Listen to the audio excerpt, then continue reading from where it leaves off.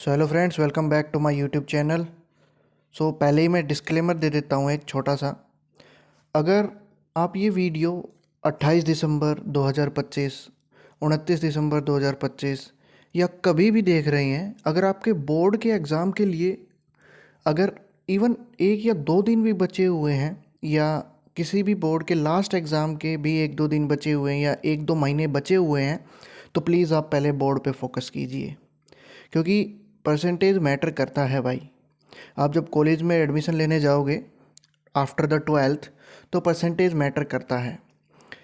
और अगर आपको डिसाइडेड है कि मेरे को ये करना है ट्वेल्थ के बाद, 100% ये ही करना है, मेरे को अपना पैशन फॉलो करना है एंड मेरी फैमिली भी अलाउ करेगी मेरे को मेरा पैशन फॉलो करने के लिए, सो आप इस वीडियो को यहीं पे क्विट कर सकते हैं, कोई भी दिक्कत नहीं है। ये जो वीडियो है ये मैं उन लोगों के लिए बना रहा हूँ जो अपनी लाइफ में कुछ बहुत बड़ा अचीव करना चाहते हैं, बट कोई भी कंडीशन की वजह से वो अचीव नहीं कर पा रहे हैं एंड उनको राइट गाइडेंस नहीं है कि आगे ट्वेल्थ के बाद कैसे क्या प्रोसीड किया जाए ताकि हम अपने सर्टेन गोल्स को अचीव कर सकें। एंड मेरा ये मानना है कि इंडिया को सुपर पावर पॉलिटिशियंस नहीं बनाएंगे। पॉलिटिशियंस सिर्फ कागज़ों में बना देते हैं, राइट, डॉक्यूमेंट्स में। इंडिया को अगर कोई सुपर पावर बना सकता है तो वो है इंडिया का यूथ। इंडिया का यूथ जाग जाएगा तो इंडिया अपने आप ही सुपर पावर बन जाएगा। जो ये नेता टाइप लोग बैठे हैं ऊपर करप्शन कर रहे हैं या कोई भी जो गलत काम कर रहे हैं, ऑलमोस्ट हर एक नेता है, इन सब को हटा के इंडिया का यूथ जो है अपने देश को, अपने नेशन को खुद चला सकता है। सो मेरा ये मानना है कि एक यूथ को एक राइट गाइडेंस मिल जाए तो वो अच्छे से कर जाता है, अपनी फैमिली को भी सपोर्ट करता है एंड देन नेशन में भी एक अच्छा नाम होता है उसका, और नेशन भी उसकी वजह से कहीं ना कहीं उसको, नेशन को भी इफ़ेक्ट होता है, पॉजिटिव वे में इफ़ेक्ट होता है। सो आज की ये वीडियो है, मैं पहले ही बता देता हूँ, अगर आपके बोर्ड एग्ज़ाम के लिए अगर कुछ भी समय बाकी है, आपका बोर्ड एग्ज़ाम है अभी, बोर्ड एग्ज़ाम के लिए है अभी एक दो महीने बाकी है, अगर आप इस वीडियो को 28 दिसंबर 2025 को देख रहे हो तो मार्च अप्रैल के आसपास आपके बोर्ड एग्ज़ाम हो गए एंड उनके लिए आपके पास 2 या 3 महीने हैं, तो प्लीज़ आप अपने बोर्ड एग्ज़ाम पे फोकस कीजिए, इस वीडियो को यहीं पे क्विट कर दीजिए। सो आज हम डिस्कस करने वाले हैं कि कैसे आप ट्वेल्थ के बाद एक अच्छा सा करियर चूज़ कर सकते हैं जो कि आपको रिलायबल इनकम देगा, रिस्पेक्ट देगा एंड आपके नेशन इंडिया को एक अच्छा सा सुपर पावर बनाने में आपका भी उसमें योगदान होगा।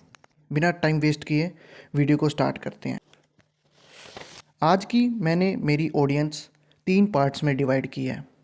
एक तो देखो यार, मैं पहले ही सॉरी बोल रहा हूँ, मैं इस वीडियो में पुअर वर्ड का यूज़ करूँगा, सो प्लीज़ मेरे को थोड़ा सा ना माफ़ कीजिएगा। तो आज की इस वीडियो में अपनी ऑडियंस को 3 भाग में डिवाइड कर रहा हूँ। एक है पुअर फैमिली, एक है मिडिल क्लास फैमिली एंड एक है रिच फैमिली। पुअर फैमिली क्या होती है? देखो मेरा मानना ये है, कोई भी पुअर नहीं होता, कोई भी मिडिल क्लास नहीं होता एंड कोई भी रिच नहीं होता, सारा गेम माइंड सेट का है। सो पुअर फैमिली को मैं यहाँ पे मान के चल रहा हूँ, अगर आज उनके घर में से कोई भी कमा रहा है, लेट से बड़ा भाई कमा रहा है, पापा जी कमा रहे हैं, मम्मी जी कमा रही है, तो पुअर फैमिली में उनको मान रहा हूँ। अगर वो आज कमाना बंद कर दे तो मैक्स टू मैक्स 1 साल का उनके पास सर्वाइवल टाइम होगा अपनी सेविंग को खर्चने के लिए। 1 साल के बाद उनको अगेन से कमाना पड़ेगा। मिडिल क्लास में किसको बोल रहा हूँ? मिडिल क्लास में उसको बोल रहा हूँ उसके पास लगभग 5 या 6 साल का जो है रन रेट होगा। 5 से 6 साल के लिए वो अगर आज कमाना बंद करता है तो 5 से 6 साल के लिए वो आराम से बैठ के खा सकता है।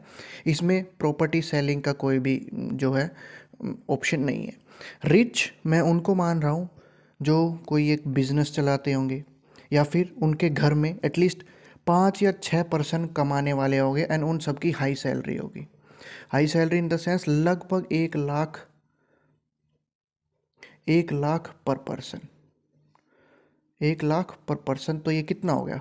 मतलब 4 से 5 लोग कमाएंगे तो लगभग 5 लाख रुपए महीने का आ रहा है, साल का 60 लाख रुपए। तो वो फैमिली पुअर नहीं हो सकती। इसीलिए मैं अपनी ऑडियंस को 3 भाग में डिवाइड कर रहा हूँ। सो अगर आपकी फैमिली रिच है और आपको डिसाइडेड है कि मेरे को अपनी फैमिली का बिजनेस ही करना है, बिजनेस को ही आगे बढ़ाना है, मेरे को स्टडी करना है बट वो मोटा मोटा करना है, मोटा मोटा इन द सेंस कोई डिग्री ले लेनी है छोटी मोटी, सो आप इस वीडियो को यहीं पे क्विट कर सकते हैं अगर आपकी इच्छा हो सकती है तो। वहीं मैं बताऊंगा आपको कि मैं मिडिल क्लास फैमिली से बिलोंग करता हूं, एंड मैं बताऊंगा अपने मिडिल क्लास भाइयों को, एंड जो हमारे मिडिल क्लास से नीचे जो भाई आते हैं, उन भाइयों को, उन बहनों को, कि आगे अपनी लाइफ में कैसे प्रोसीड किया जाए, एक अच्छी सर्टेन लाइफ कैसे जी जाए अपने पेरेंट्स के लिए, अपनी आने वाली फैमिली के लिए, अपनी सिस्टर के लिए, अपने आने वाले रिलेटिव्स के लिए, एंड ऑल। सो मेरे बारे में कुछ जान लेते हैं, मैं क्यों हूँ, क्या हूँ, क्यों इतनी आपको एडवाइस दे रहा हूँ। तो मैंने अपना इंटेंशन बताया, मेरा इंटेंशन सिर्फ ये है कि इंडिया का यूथ अगर आगे बढ़ जाएगा, आज हमारे पास लगभग 70 to 60% यूथ है जिसकी एज 15 से 18, 25, 40 तक है। तो ये जो एज ऑफ पॉपुलेशन, ये हमारे पास लगभग 60 to 50, 60% है। सो अगर ये जो एज है इसमें आपको राइट गाइडेंस मिल गई तो आप कर जाओगे, ये आपको भी पता है। सो मेरे बारे में जान लेते हैं पहले। मेरा नाम हितेश ठाकरन है, मैं बीटेक थर्ड ईयर का स्टूडेंट हूँ। राइट, मैं टीयर 3 या 4 कॉलेज से, मतलब 4 के बाद तो ऑप्शन होता नहीं, वरना मैं अपने कॉलेज को 5th या 6th में डालता। ऐसा मैं क्यों बता रहा हूँ, मैं आगे बताऊँगा। तो मैं अपने कॉलेज को टीयर 3 या टीयर 4 में, मैं टीयर 3 टीयर 4 कॉलेज से स्टडी कर रहा हूँ अभी फ़िलहाल, क्योंकि मेरे पास इतने अच्छे नंबर नहीं थे कि मैं 64% थे मेरे 12th में कि मैं गवर्नमेंट कॉलेज में एडमिशन ले पाऊँ। 10th में 64 से कम ही थे, सो मैंने इसको यहाँ पे ऐसे लिखा नहीं। उसके बाद मैं जो है बीटेक के फर्स्ट एंड सेकंड ईयर में जो है बहुत बुरी तरीके से काम करा, मतलब बुरी तरीके से इन द सेंस कि कभी कहीं पे काम करा, कभी गेम बनाए, कभी ऐप बनाया, कभी डेवलपमेंट किया। कंप्यूटर साइंस इंजीनियरिंग की मैं बात कर रहा हूँ। तो मतलब मैं डाइवर्सिफाई हो गया कि मैं कभी ये कर रहा हूँ, कभी ये कर रहा हूँ, कभी ये कर रहा हूँ। तो मेरे को एज सच कंसिस्टेंसी मिल नहीं पाई। बट उसके बाद मेरी लाइफ में एक इंसान आया, मेरा मेंटोर आया, जिसका नाम मिस्टर गौरव राठी, एंड उसने मेरे को अच्छे से मेंटोर किया, उसने मेरे को अच्छे से मेंटोरशिप दी। उसके बाद मैंने उसकी गाइडेंस पे 100% बिलीव करके उसका वर्क किया, उसने बताया मैंने वो किया। उसके बाद अगले ही 1 साल बाद थर्ड ईयर में, मैं अभी 6th सेम में हूँ, एंड मैं सेकंड ईयर के 4th सेम के बाद मेरी प्लेसमेंट लग गई थी। Placement in the sense internship. So मैं एज अ इंटर्न काम कर चुका हूँ मैजेंटो प्राइवेट लिमिटेड, जो कि एक एडोबी बेस्ड कंपनी है। उसमें लगभग मैंने 5 महीने के लिए काम किया था, and that is an internship. And उसमें मेरी लगभग सैलरी थी 12,000। डजेंट मैटर कि वो सैलरी थी, बट मैंने कुछ लाइफ में पहली बार अच्छा किया था, मतलब जो कि मैं किसी की गाइडेंस पे किया था एज ऑफ नाउ। पर मैं उसके बाद मैं एक ट्रेडर भी हूँ, स्टॉक मार्केट का भी नॉलेज है मेरे पास लगभग 4 साल का एक्सपीरियंस है ट्रेडिंग में। उसके बाद मैं इसी प्रोफेशन को, कंप्यूटर साइंस इंजीनियरिंग में, एक हमारे पास सर्टिफिकेट होता है रेड हैट का सर्टिफिकेट। राइट, तो मैं एक रेड हैट सर्टिफाइड भी हूँ, जिसका एग्जामिनेशन नेम है RHCSA, मतलब Red Hat certified system administrator. So ये एंट्री लेवल एग्ज़ाम है रेड हैट का, एंड इसकी फ़ीस 15,000 से 30,000 तक वेरी करती है वन टाइम। एंड अगर आपने ये वन टाइम में नहीं निकाला, नेक्स्ट टाइम आप जब इसके लिए अप्लाई करोगे, अगेन 15 से 30,000 रुपये आपको देने पड़ेंगे। सो ये मैंने सेकेंड टाइम में निकाला था, मतलब मेरे 15,000 वहाँ पे वेस्ट हो गए थे। उसके बाद मैं यूडेमी सर्टिफाइड हूँ, राइट, लिनक्स AI के फील्ड में। मैं आपको सर्टिफिकेट भी शो कर देता हूँ, ये लीजिए। उसके बाद मैं और नई नई चीज़ें इसमें ऐड करते जाऊंगा एंड करते जा रहा हूँ। So this is about me. आप मेरे ऊपर बिलीव कर सकते हैं कि मैं जो गाइडेंस दूंगा वो एक अच्छी गाइडेंस होगी, एक राइट गाइडेंस होगी। सो आप उसको बिलीव कर सकते हैं 100%। जैसा कि मैंने बताया, अगर आप रिच फैमिली से हो, सो आप अपना पैशन फॉलो करना चाहते हो और आपकी फैमिली भी अलाउ कर रही है, तो आप अपना पैशन फॉलो कीजिए। 100% पैशन फॉलो कीजिए। इस वीडियो को यहीं पे क्विट कर दीजिए, कोई प्रॉब्लम नहीं है। पैशन फॉलो करने में आपको थोड़ा सा दिक्कत हो सकती है, दिक्कत इन द सेंस कि आपको मिनिमम 4 से 5 साल कोई भी पे आउट नहीं मिलेगा। पे आउट इन द सेंस कोई भी अर्निंग नहीं होगी आपके पास, मिनिमम बोला है मैंने। पर उसके पास जो आप कमाओगे वो आई थिंक आप जॉब से भी ज़्यादा कमाओगे, इट्स माई गारंटी। राइट, उसके बाद अगर आप एक पुअर फैमिली से बिलोंग करते हो या मिडिल क्लास फैमिली से बिलोंग करते हो, so please please please blindly follow my instruction, please. मतलब मैं ये बता रहा हूँ, मैं इंडिया के यूथ को अवेयर कर रहा हूँ, क्योंकि यूथ अवेयर हो गया तो इंडिया अपने आप जो है एक सर्टेन लेवल पे खड़ा हो जाएगा, एंड सर्टेन लेवल पे जो है टेक्नोलॉजी को अडॉप्ट कर लेगा। किसी भी एंगल से आप देख सकते हैं, किसी भी एंगल से। सो अगर आप एक मिडिल क्लास फैमिली से हो तो आपकी फ़र्स्ट प्रायोरिटी क्या है कि आप जो है एक जॉब ढूंढिए। जॉब कैसे ढूंढोगे? आपको कोई कोर्स करना पड़ेगा, ठीक है जी। कोर्स कब करोगे? आपको अपनी स्ट्रीम से रिलेटेड करना पड़ेगा। स्ट्रीम क्या क्या है हमारे पास, जो कि आपने इनमें से कोई एक स्ट्रीम ली होगी, that is art, commerce and science. इनमें से आपने एक स्ट्रीम ली होगी, एंड यही स्ट्रीम हमारे पास इंडिया में अवेलेबल है। सो आप अपनी स्ट्रीम के अकॉर्डिंग जो है कोर्स कीजिए, एंड उस कोर्स में अच्छा कीजिए। मैं ये नहीं कर रहा, उस कोर्स में अच्छा कीजिए। सो कोर्स क्या क्या कर सकते हैं आप, ये भी सब लिखा हुआ है, सो थोड़ा सा वेट कीजिए। मैं आपको जो एग्जैक्ट इंडस्ट्री में रिक्वायर्ड है, जो एग्जैक्ट लाइफ में रिक्वायर्ड है, लाइफ में क्या क्या कैसे आगे प्रोसीड करना है, वो बताने की कोशिश कर रहा हूँ, रादर देन कि आप साइंस लेकर आप एनडीए का एग्ज़ाम दे सकते हैं, एग्रीकल्चर डिग्री कर सकते हैं, बीटेक में सिविल इंजीनियरिंग सब कर सकते हैं। ये सब तो आपको भी पता होगा, I am sure. But exactly कैसे प्रोसीड किया जाए लाइफ में, वो मैं आपको बताने की कोशिश कर रहा हूँ। सो प्लीज़ वीडियो को अच्छे से जो है देखना। अगर आपको पसंद आई हो, वीडियो पसंद आ रही है, तो चैनल को सब्सक्राइब करके वीडियो को लाइक कर सकते हैं, ताकि मेरे को भी मोटिवेशन मिले, एंड मैं आपके लिए और अच्छा सा डीप डाइव कंटेंट यहाँ पे निकाल पाऊँ। सो आपकी फर्स्ट प्रायोरिटी क्या है? अगर आप मिडिल क्लास या पुअर फैमिली से बिलोंग करते हैं, मस्ट आपके लिए कि पहले एक जॉब ढूंढना है। जॉब कैसे मिलेगी? ऑफकोर्स कोई कोर्स करना पड़ेगा। देन उसके बाद आप अपने आप को अपस्किल कर सकते हैं।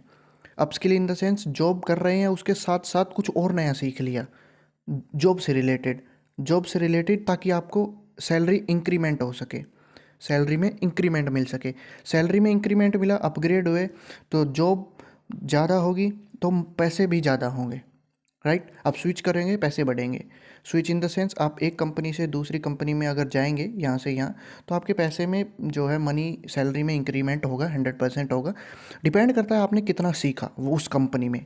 मतलब यहाँ पे आप सीख रहे हो, जैसे मैं अपना एग्जांपल दूँ, मैं एक डेवऑप्स इंजीनियर बनना चाहता हूँ, एंड मैं उस फील्ड में मेहनत कर रहा हूँ, राइट। सो मैं यहाँ से इस कंपनी से क्लाउड की नॉलेज लेके जाता हूँ, और उस कंपनी में इसमें डेवॉप्स भी सीखता हूँ, एंड उस कंपनी में मैं सीधा जाके डेवॉप्स पे काम करता हूँ, तो मेरी सैलरी 100% इंक्रीज होगी। 100% इन द सेंस कि लगभग 20 से 30% का इंक्रीमेंट मेरे को ईजिली मिल जाएगा, अगर मैं इस कंपनी से उस कंपनी में स्विच कर रहा हूँ, रोल स्विच कर रहा हूँ। यहाँ पे मैं क्लाउड इंजीनियर था और वहाँ पे मैं डेवऑप्स इंजीनियर बन जाऊँगा, तो मेरी 20% सैलरी इंक्रीज होगी 100%। सो जब ज़्यादा पैसे हो जाएंगे तो आप दो काम कर सकते हो, या तो उसी को कंटिन्यू करो, अगेन थोड़ा अपग्रेड करो, अगेन कंपनी चेंज करो, अगेन सैलरी इंक्रीज होगी, या फिर आप उसको क्विट कर सकते हो एंड अपना कुछ खुद का बिजनेस स्टार्ट कर सकते हो, या उसी के साथ बिजनेस स्टार्ट कर सकते हो। सो ये बाद की बातें हैं, सबसे पहले आपको जॉब चाहिए, and this is the first and the must priority. But job कैसे मिलेगी? 12वीं के बाद 12th के बेस पे आपको जॉब नहीं मिलेगी। बहुत कम जॉब है जो 12th के बेस पे मिलेगी, एंड प्राइवेट सेक्टर में तो नहीं ही मिलेगी। मैं वो बात नहीं कर रहा कि आप वेयर हाउस में जाके जो है 12-15 हज़ार पे काम कर ले, वो तो अलग ही बात होती है, उसको तो हम कंसिडर ही नहीं कर रहे। क्योंकि अगर आपका वो वाला माइंड सेट है ना कि 12-15 हज़ार कहीं पे भी मिल जाएंगे, तो मेरे भाई आप नहीं कर पाओगे ज़िंदगी में, आप वो नहीं कर पाओगे जो मैं आपको करवाना चाह रहा हूँ। अनलेस एंड अनटिल आपके पास कोई स्किल होगी, चाहे video editing, graphic designing and like more. So आपको 12th के बेसिस पे प्राइवेट सेक्टर में जॉब मिलेगी ही नहीं। अब जब 12th के बाद जॉब मिलेगी ही नहीं प्राइवेट सेक्टर में, तो कुछ और करना पड़ेगा, और कुछ और में क्या आता है? कोर्स। कोई ना कोई कोर्स करना पड़ेगा। ये कोर्स से मैं ये नहीं बोल रहा कि आपको ऑनलाइन कोई कोर्स करना है, जैसे कोई भी कोर्स कर लिया ना। ये कोर्स करना है ऑफलाइन कॉलेज में जाके, and according to your 12th stream. जैसे आपने आर्ट्स ली होगी तो आर्ट्स के डिफरेंट डिफरेंट कोर्सेज होते हैं, कॉमर्स ली थी तो कॉमर्स के भी डिफरेंट डिफरेंट कोर्सेज होते हैं, एग्ज़ाम होते हैं, एंड अगर आपने साइंस ली उसमें भी कुछ ना कुछ कोर्सेज होंगे, तो वो कोर्सेज करने हैं। सो वो कोर्सेज क्या है वो आपको पता है ऑलरेडी, बट कुछ कुछ कोर्सेज जो आपको नहीं पता वो मैं इस वीडियो में बताऊँगा। बट वो कोर्सेज ना, मतलब वो एक सेकेंड पार्ट है, क्योंकि वो तो करना ही है।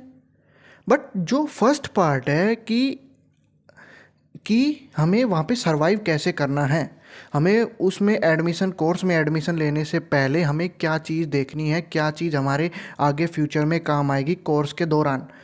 बट उससे पहले थोड़ा सा ना एक आइडिया ले लेते हैं कुछ डाटा के ऊपर, कुछ फैक्ट्स के ऊपर कि हर साल क्या कुछ हो रहा है हमारे इस देश में, हमारे इस नेशन में।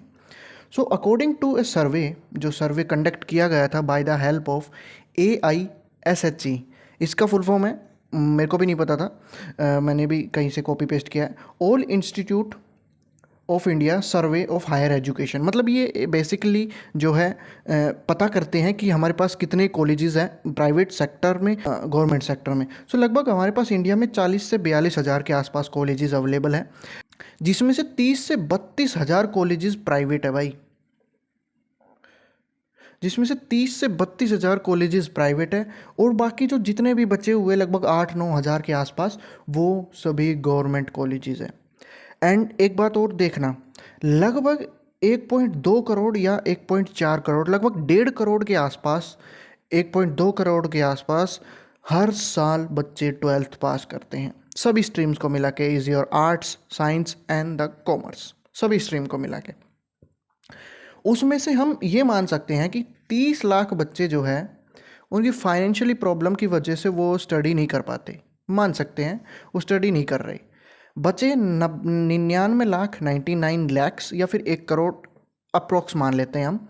उसमें से हम मान लेते हैं कि 20% जो है गवर्नमेंट सेक्टर में चले गए, गवर्नमेंट कॉलेजेस में 20% बच्चे, तो लगभग 30-40 लाख जो है बच्चे गवर्नमेंट कॉलेजेस में चले गए according to their streams and their courses. But जो बचे हुए 60 से 70 लाख बच्चे हैं, ध्यान दीजिएगा, जो बचे हुए 60-70 लाख बच्चे हैं वो कहाँ जाएंगे? ऑफ कोर्स प्राइवेट सेक्टर में, प्राइवेट कॉलेजेस में। एंड यहीं से पूरा गेम पलट जाता है। ये NDA, agriculture, BTech, civil engineering, ये सब आपको पता है, बट जो एक्चुअल गेम चल रहा है मार्केट में वो समझो। मैं जेन्युइनली अपने कॉलेज के बारे में बताऊँ, देखो मैं अपने कॉलेज के बारे में बताता हूँ, जस्ट गिव मी 1 सेकेंड।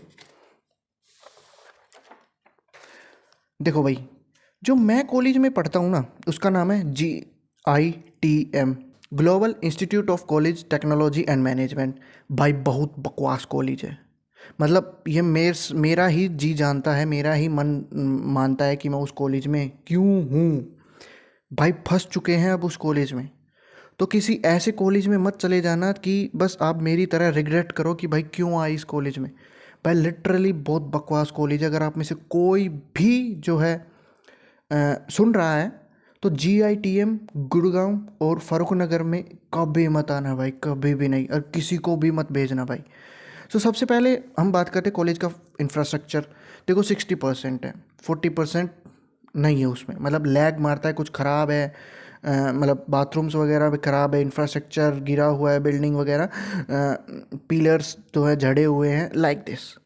वो चीज़ मैटर नहीं करती, बट कुछ कुछ मैटर करते हैं, जैसे बाथरूम बहुत ही डर्टी हालत में है, सो वो चीज़ें ख़राब है यार।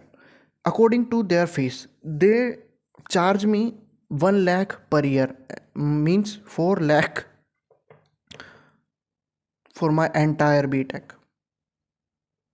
4 साल की बीटेक होती है, जिसमें से 4 लाख, 4-4.5 लाख वो मेरे से लेंगे 4 साल के लिए। तो अकॉर्डिंग टू द मनी और पढ़ाई जो वो करवा रही हैं, दैट इज़ मतलब बकवास। टीचर्स अंडर एजुकेटेड है, मतलब कोई भी PhD नहीं है, रेयर ही कोई टीचर PhD होगा, और जो PhD है वो HOD है, हेड ऑफ द डिपार्टमेंट।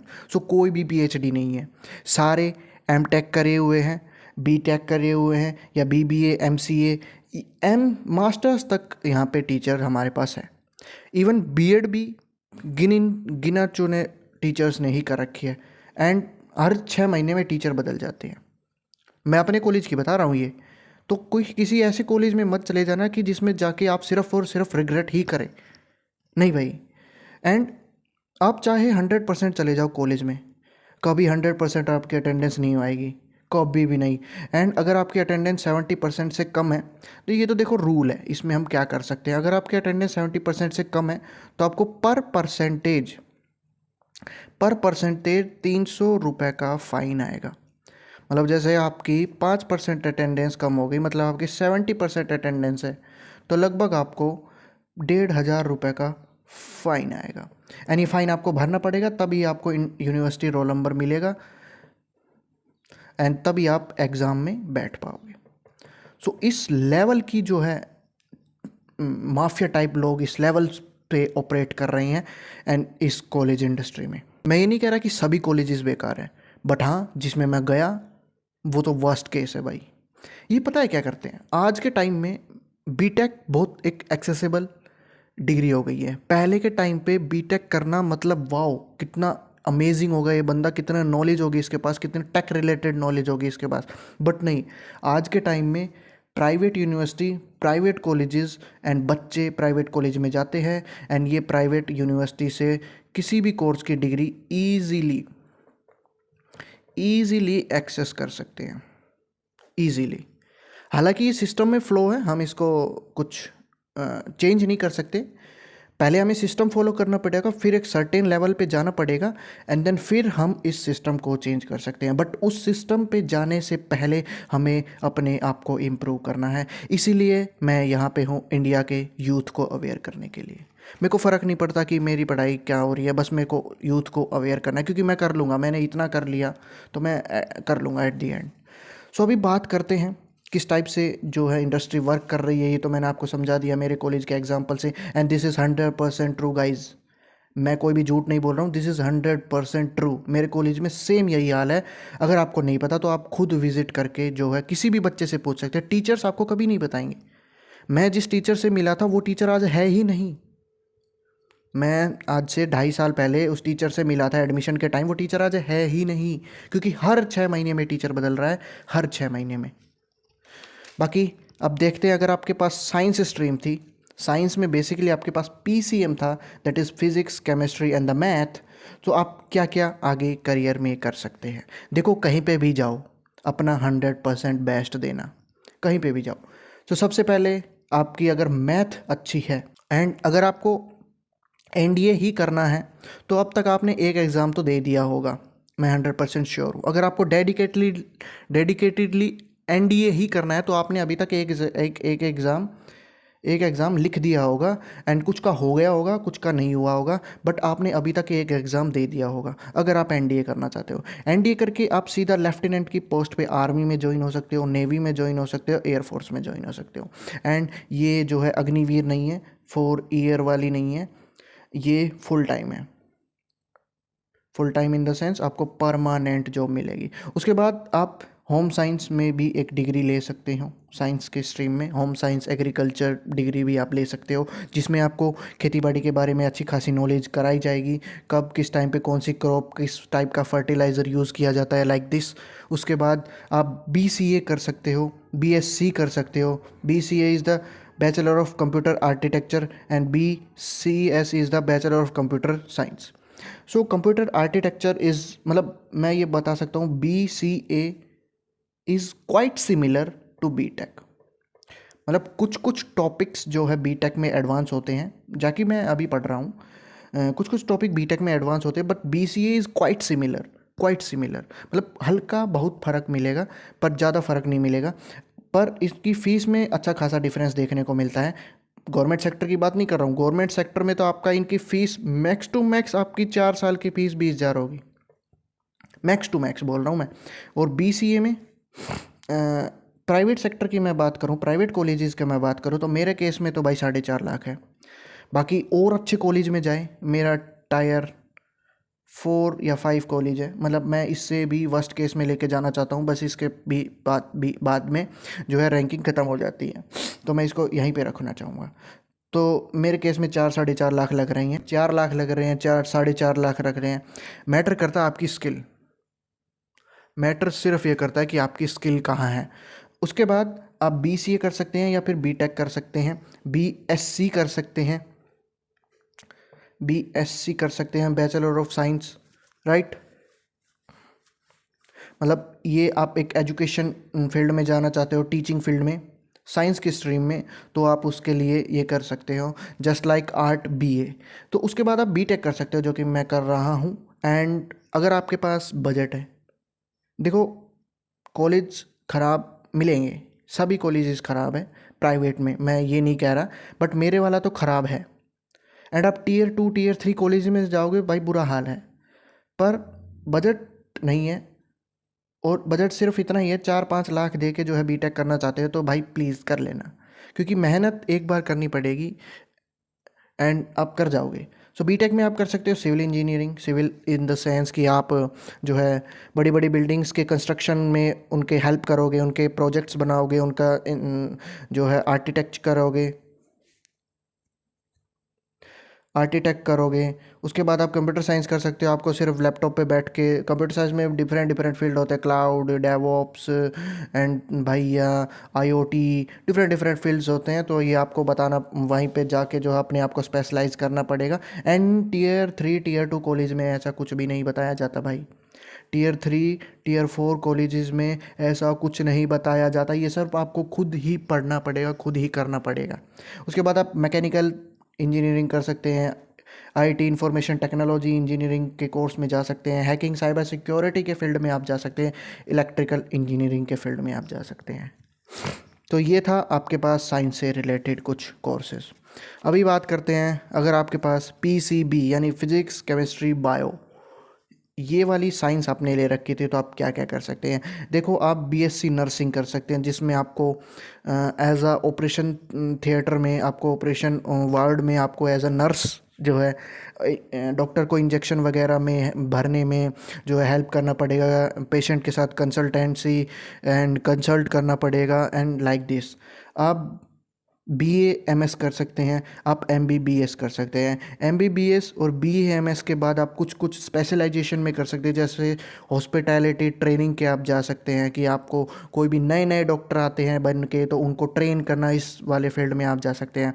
आप प्रॉपर मेडिकल लाइन में जा सकते हैं, आप सर्जन बन सकते हैं, आप डेंटिस्ट बन सकते हैं, आप साइक्रेस्टिक बन सकते हैं, आप न्यूरोलॉजिस्ट बन सकते हैं।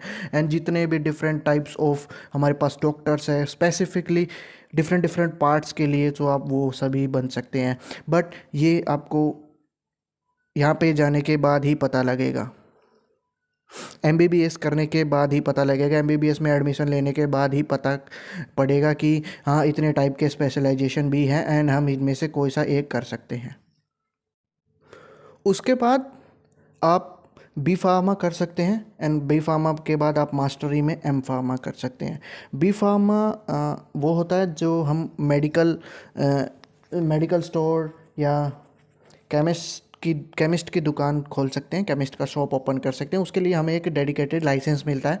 सो बी फार्म करने के बाद वो लाइसेंस हमें ऑथोराइज हो जाता है। बट इसका मैं एक आपको एग्जांपल देना चाहूँगा। मेरा एक दोस्त है, उसका एक भाई है, उसका भाई बी फार्म कर रहा था, बी फार्मा, एंड उसको लाइसेंस मिल गया।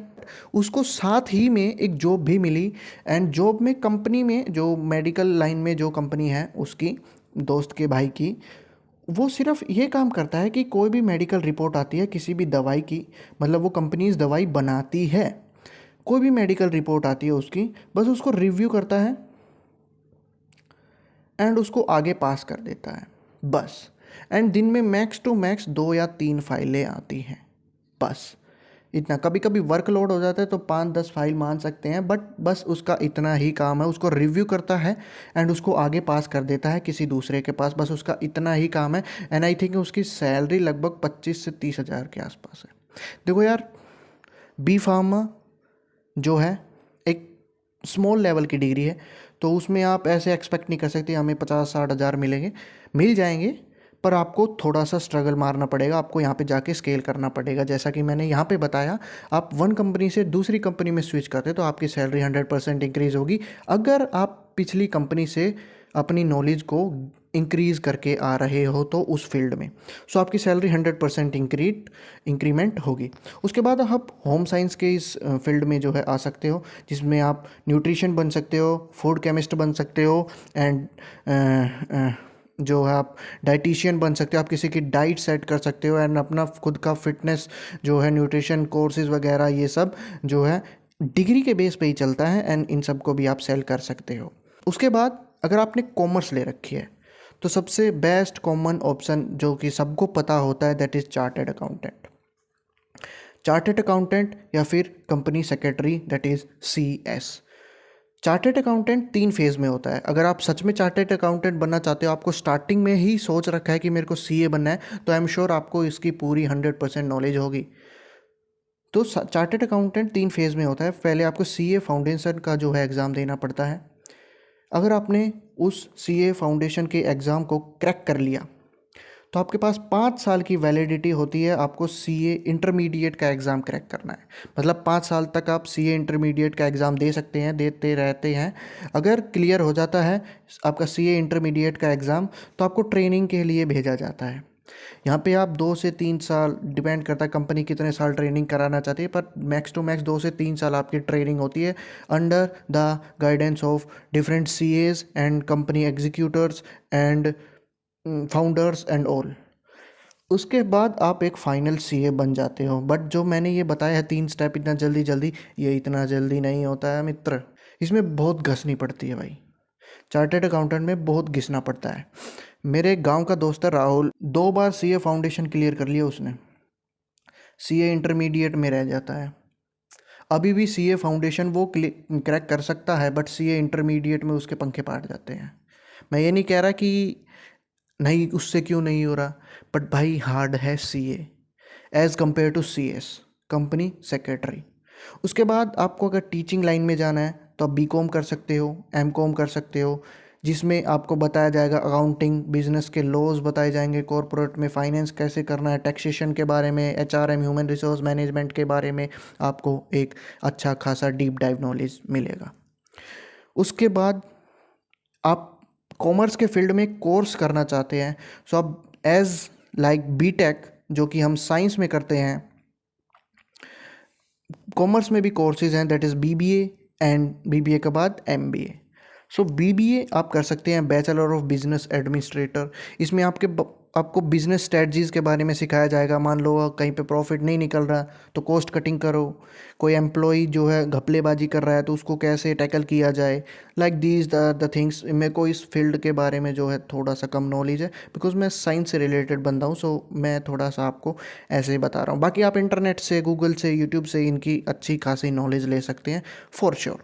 उसके बाद आप डाटा एनालिस्ट बन सकते हैं, अकाउंट एनालिस्ट बन सकते हैं कॉमर्स के फील्ड में। अगेन अकाउंट एनालिस्ट बनना है तो आपको बीकॉम करना पड़ेगा, या बीबीए करके भी आप बन सकते हो, और सीए आपने कर लिया तो आपकी लाइफ सेट है, बट इतना इजी है नहीं। उसके बाद अगर आपने आर्ट्स ले रखी थी 12th में तो आप सिविल सर्विसेज की तैयारी कर सकते हैं, राइट। उसके बाद और सिविल सर्विसेज की तैयारी आप हर स्ट्रीम से कर सकते हैं, चाहे आपके पास कॉमर्स हो, चाहे आपके पास साइंस हो, आप सिविल सर्विसेज की तैयारी हर स्ट्रीम से कर सकते हैं 100%। कोई भी आपको नहीं रोकेगा। आपके पास साइंस, आप यूपीएससी का पेपर क्यों दे रहे हो, ऐसा कोई भी आपको नहीं कहेगा। एंड मैं एक बात और बता देता हूँ, जितने भी यूपीएससी के पेपर हैं उनमें से आप देखना 80% इंजीनियर्स ही मिलेंगे, राइट, जिन्होंने बी टेक कर रखा है। 80%, क्योंकि उनकी थिंकिंग एबिलिटी इतनी अच्छी खासी हो जाती है बी टेक में, वो कर लेते हैं।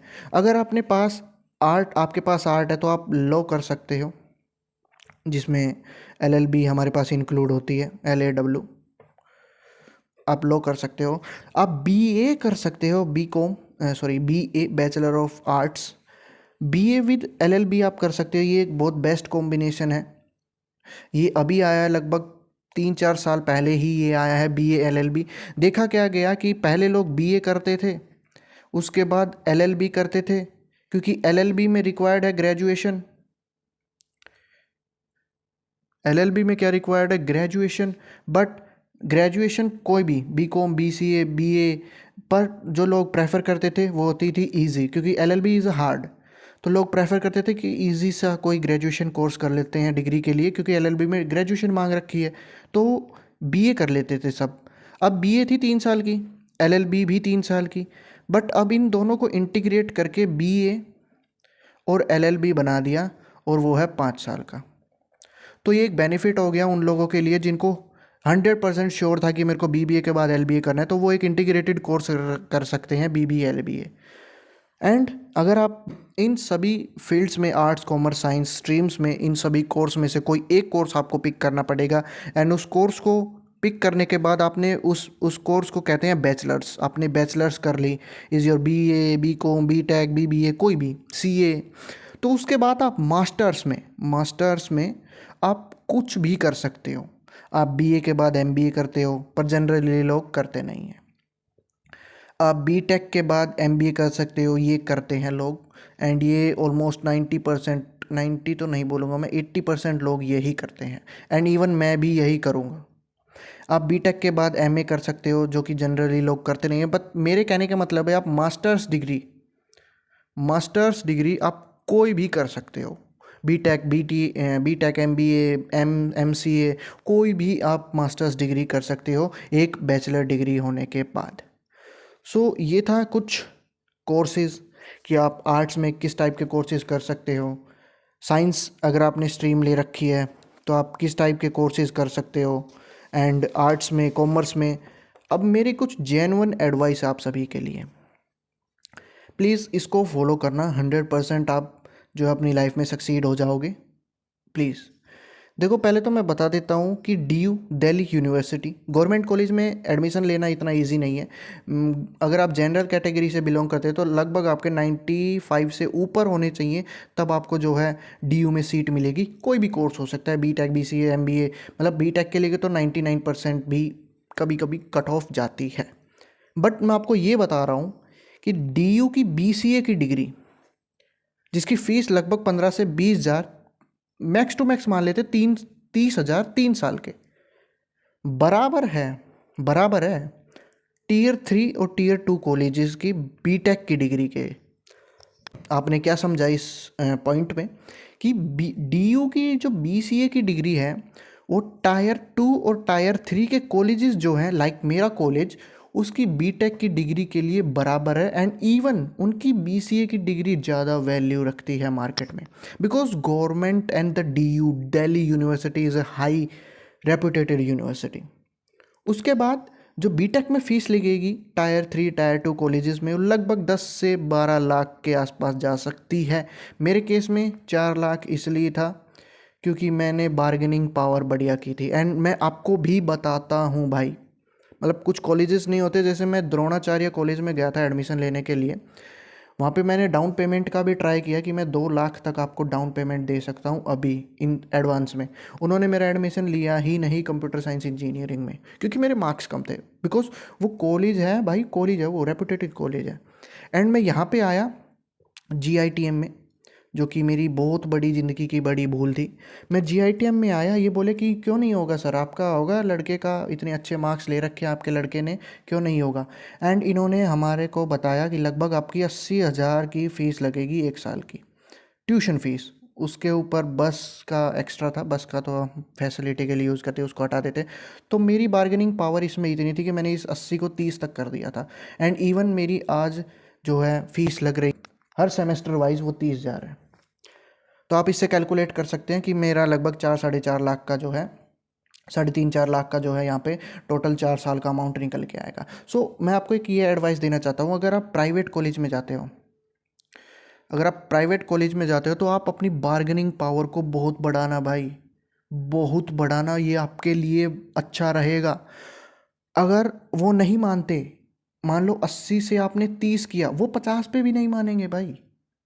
वो 30 पे मान जाएंगे पर 50 पे नकर चकर करेंगे कि नहीं सर ऐसे नहीं होता, इतना कम नहीं होता।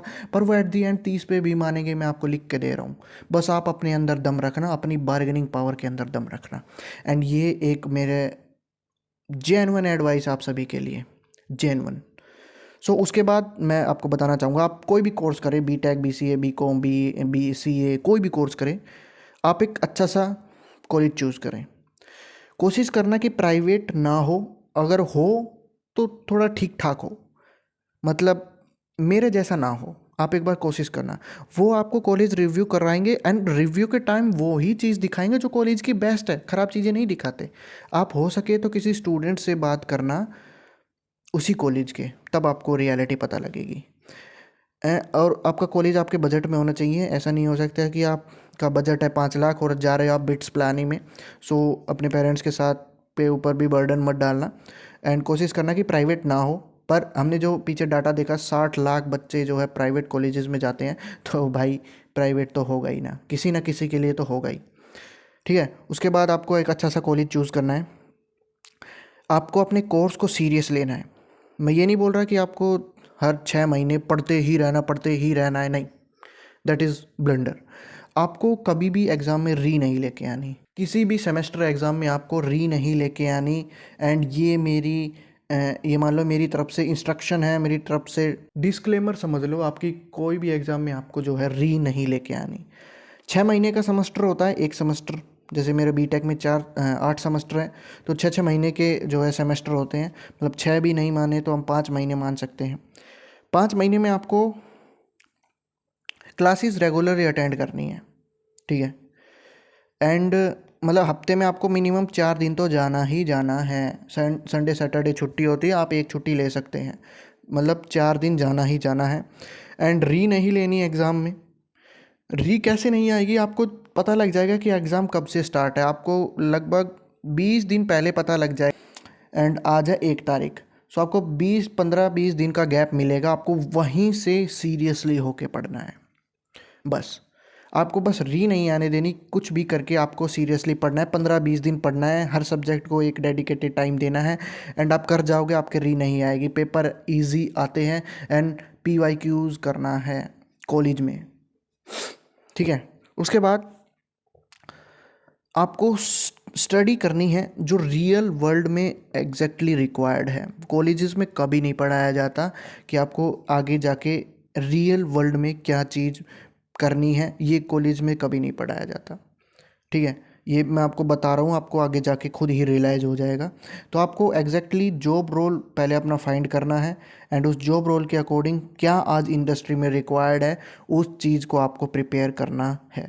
जैसे एग्जांपल में मेरे को सिखाया तो पता नहीं कॉलेज में क्या क्या था, पर मैंने अपना लिनक्स किया, फिर उसके बाद AWS किया, उसके बाद एज्योर किया, उसके बाद मैंने GCP किया, मतलब GCP तो कम ही किया, लगभग 30% ही किया अभी तक, ठीक है। उसके बाद मैंने एनसिबल किया, उसके बाद मैंने टेराफॉर्म किया, उसके बाद मैंने डॉकर किया, उसके बाद मैंने क्यूबरनेटिस किया। एंड अभी भी जेनकिंस एंड कुछ और चल ही रहे हैं। एंड इनकी कुछ कुछ प्रोग्रामिंग लैंग्वेज होती है, लाइक HCL, जेसन। सो ये सभी चीज़ें मेरे को कॉलेज में आज तक इवन इनका नाम भी नहीं पता कॉलेज वालों को।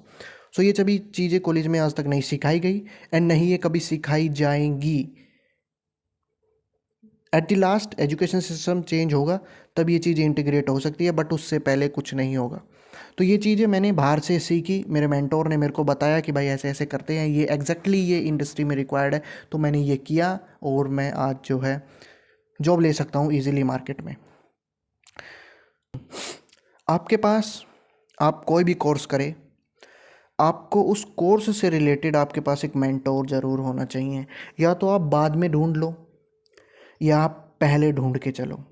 कोई भी कोर्स करो आप, बीटेक से रिलेटेड आपके पास एक स्टूडेंट, एक आपका बड़ा भाई गार्जियन होना चाहिए, या मामा के, बुआ वगैरह के, कहीं पे भी रिलेटिव्स में होना चाहिए एक गार्जियन जो आपको गाइड कर सके।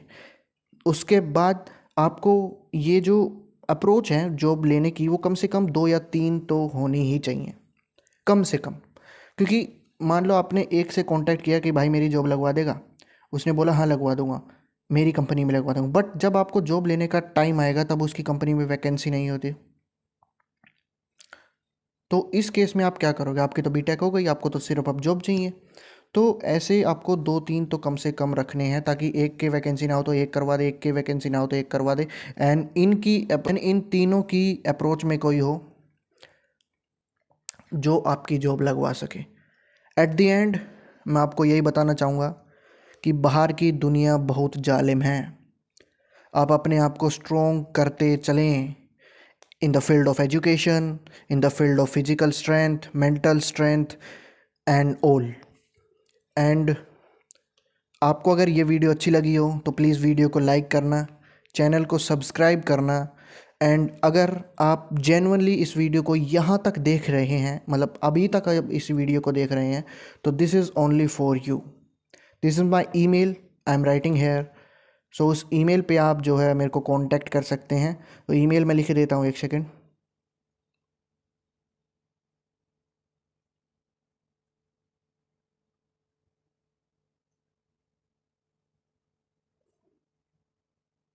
So this is my email. इस ईमेल पे आप मेरे को कांटेक्ट कर सकते हैं। मैं आपकी जो भी हेल्प होगी मैं वो हेल्प करूँगा, जो भी जैसे भी मेरे से हेल्प होगी, जिस भी प्रकार की मैं हेल्प करूँगा। सो अभी तक आप इस वीडियो को देख रहे हैं तो मतलब मेरा सोचने का नज़रिया ये है कि आप जेन्युइनली आप लाइफ में कुछ बड़ा करना चाहते हैं, एंड मैं भी करना चाहता हूँ, एंड मैं उन लोगों का अपने साथ लेके जाना चाहता हूँ जो जेन्युइनली लाइफ में कुछ बड़ा करना चाहते हैं। अगर आपने इस वीडियो को यहाँ तक देखा है तो आप प्लीज़ ईमेल ज़रूर करना। And thank you for watching this video. See you soon in the next video. You can share this video to spread the awareness, and like subscribe तो कर ही देना।